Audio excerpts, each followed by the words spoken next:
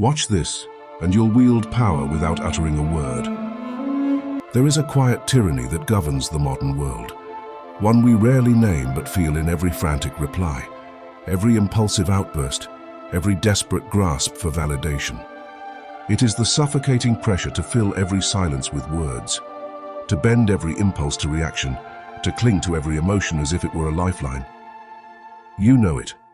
The colleague who dominates the meeting with endless chatter, only to reveal nothing of value. The friend who unloads their chaos on you, demanding your immediate empathy. The social media scroll that turns your measured calm into a knee-jerk comment war.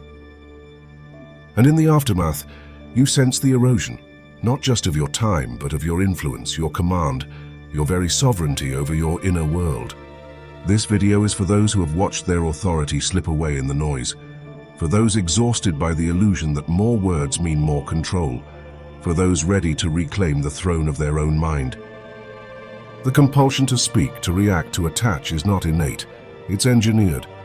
It's the byproduct of a hyper-connected age that equates visibility with value, reactivity with relevance, and emotional investment with loyalty. From boardrooms to bedrooms, we're trained to believe that silence invites suspicion, discipline smacks of rigidity, and detachment borders on cruelty.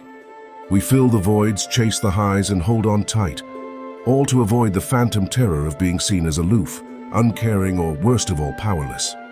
Yet the irony cuts deep.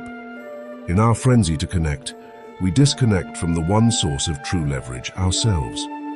But here's the unvarnished truth, drawn from the shadows of history's sharpest minds. Power is not seized through clamor, but cultivated in the deliberate voids we create. Niccolò Machiavelli, that unflinching architect of princely cunning, warned in The Prince that the first method for estimating the intelligence of a ruler is to look at the men he has around him. But he implied something sharper.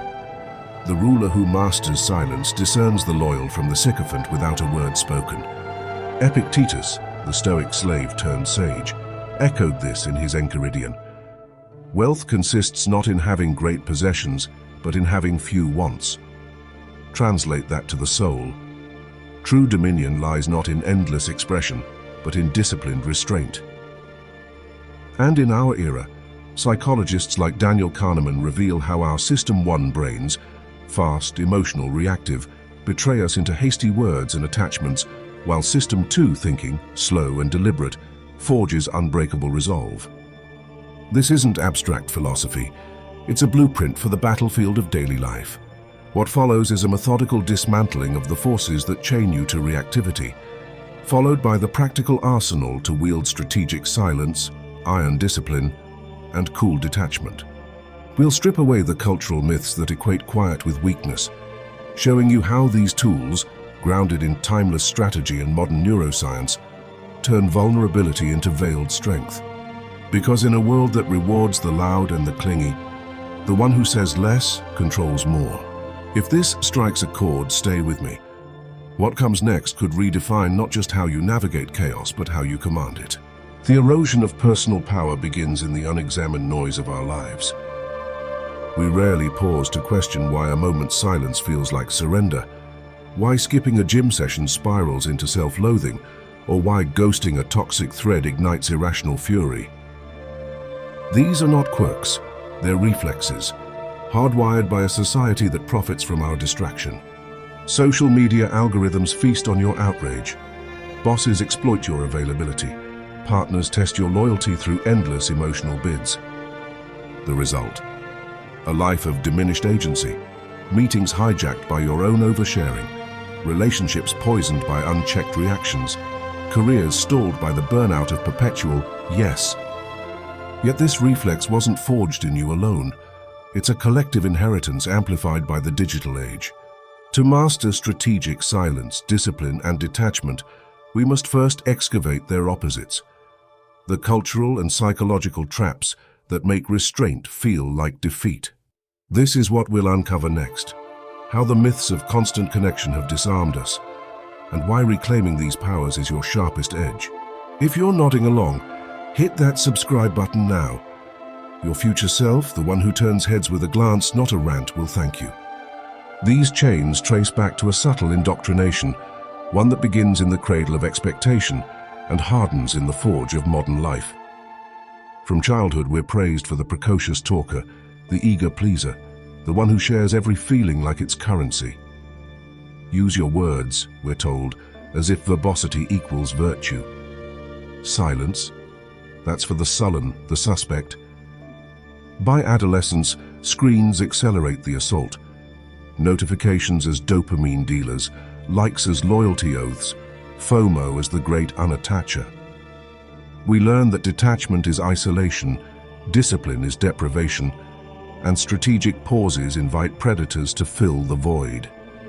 Psychologically, it's a masterstroke of misdirection. Machiavelli observed that men are so simple and so much inclined to obey immediate needs that a deceiver will never lack victims for his deceptions. In our case, the deceiver is our own wiring, amygdala hijacks that flood us with cortisol at the first whiff of conflict, urging us to speak, to cling, to overcommit. Stoics like Marcus Aurelius countered this in his Meditations. You have power over your mind, not outside events. Realize this, and you will find strength. But society flips the script, equating emotional floods with authenticity, restraint with repression. The cost? We become predictable, pliable, pawns in others' games, leaking strategy in every unchecked tweet, every late-night vent session. Yet the antidote is elegant.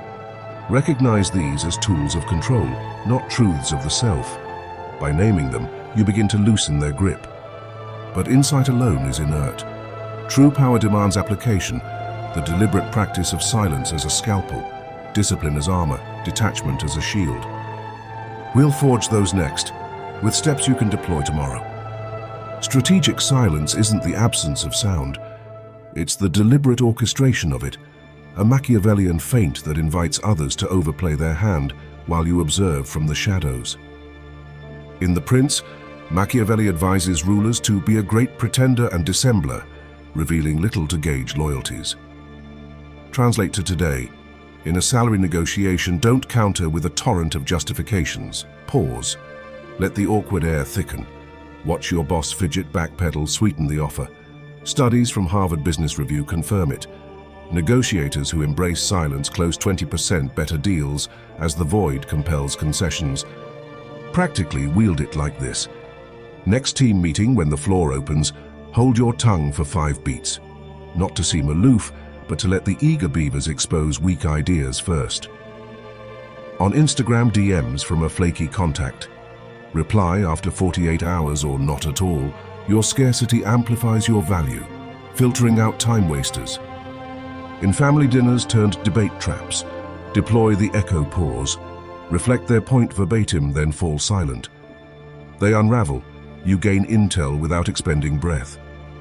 This isn't passive, it's predatory precision. Silence starves the opponent's assumptions, starves your own impulsivity. Over time, it rewires you. fMRI scans show regular pauses build thicker prefrontal cortices, the brain's command center for executive control. Master it, and you'll find conversations bending toward you, not away. Power accruing in the unsaid. But silence alone is a blade without a hilt. Pair it with discipline, the unyielding forge that tempers chaos into command. Epictetus nailed it. No man is free who is not master of himself. Discipline isn't masochistic grind, it's strategic sovereignty, the daily rituals that insulate your will from whims.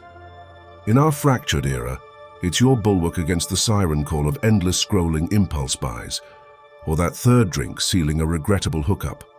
Ground it in action. Start with the discipline audit. Track 1 week of your decisions. Spot the leaks, e.g., checking email every ping, then seal them with micro rules. No screens post 9 p.m., enforced by app blockers like Freedom. At work, adopt the 2-task rule. Tackle high-leverage work in 90-minute pomodoros, silencing notifications to mimic monastic focus. Research from University College London shows this boosts output by 40%, turning scattered energy into compounded momentum. In relationships, discipline means honoring your no calendar. Block sacred hours for solitude or strategy, no exceptions. When temptation strikes, that midnight text from an ex, Invoke the Stoic trichotomy. Is this up to me? If not, detach. The result? You become the gravitational center others orbit, not the satellite chasing signals. Discipline isn't joyless. It's liberating, carving space where reactivity once ruled. Now the capstone. Detachment. The cool alchemy that transmutes emotional quicksand into solid ground. Machiavelli urged princes to love men and believe in them, but never too much. A pragmatic veil over the heart to preserve the head. In Stoic terms, it's amor fati, loving your fate by releasing its grip on your peace. Modern life weaponizes attachment. Viral feuds that tank reputations overnight. Stock dips that trigger panic sells. Breakups that hijack your serotonin for months. Detachment doesn't numb you. It elevates you above the fray. Apply it ruthlessly yet kindly. In investing, follow Warren Buffett's cue. Detached from market hysteria, hold through volatility. His 20% annual returns stem from this emotional firewall. At the office, when a project flops, audit without self-flagellation. What served? What to refine? A detached debrief that turns failure into fuel. In personal ties, practice the outcome release.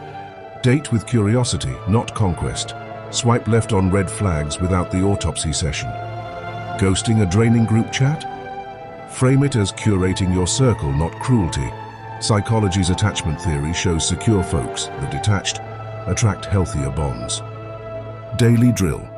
End each day with a detachment journal. 3 gratitudes, 3 releases, e.g., I let go of that colleague's snub.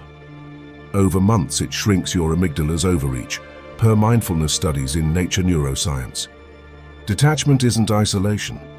It's insulation, letting you engage without enslavement. These 3, silence, discipline, detachment, aren't solitary virtues. They're a triad interlocking like the gears of a well-oiled machine. Silence scouts the terrain, discipline drills the troops, detachment steels the resolve. Together, they form what Machiavelli called virtue, the princely capacity to bend fortune to your will. Imagine deploying them in tandem. A heated client call. Pause strategically, silence. Stick to your scripted counter, discipline. Release their bluster without ego bruise, detachment. You exit not drained, but dominant. Or in self-sabotage spirals. Spot the urge to overshare on LinkedIn. Halt mid-draft, silence. Recommit to your quarterly goals, discipline. Shrug off the validation itch, detachment. Suddenly your trajectory shifts from reactive drift to deliberate ascent. Neuroscience backs the synergy.